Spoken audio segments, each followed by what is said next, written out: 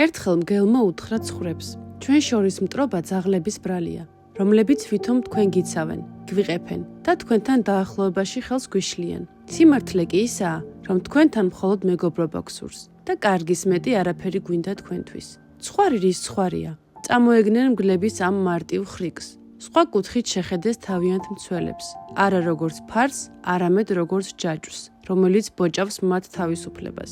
ცხვრებმა ხმა აიმაღლეს და უთხრეს ძაღლებს: ფარველობა, რომელსაც თქვენ გვიწევთ მთელი ეს წლები, სულაც არ არის ფარველობა, არამედ შეზღუდვა. თქვენ გსურთ, რომ კონტროლის ქვეშ გყავდეთ.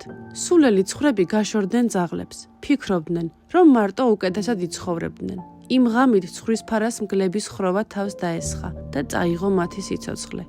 ასე ხდება ცხოვრებაშიც. ხშირად ადამიანებს ეჩვენებათ, რომ მათ მიმართ გამოჩენილი ზრუნვა მათი გაკონტროლების სურვილიდან მომდინარეობს. ვერ აფასებენ ამ ზრუნვას და ბორკილებად თვლიან. ასე ხდება მოზარდების თავს, როცა ვერ ხვდებიან, რომ მშობლებს მათი დაცვა სურთ. ასე ხდება ზრდასრულების თავსაც, როცა ღმერთს და მის კანონებს არ ემორჩილებიან და ფიქრობენ, რომ ღმერთი მათ უბრალოდ ზღუდავს და მათი კონტროლის სურს. სინამდვილეში კი უფლის კანონები მხოლოდ და მხოლოდ ადამიანების დასაცავადაა მიმართული, რათა დაიცვას ისინი ყოველი განსაცდელისგან და ერთ დღეს ბოროტის ლუკმა არ გახდნენ. ღმერთს ჩვენი ხსნა სურს და არც ერთ სულს არ დაღუპავს, ვინც მისკენ მობრუნდება.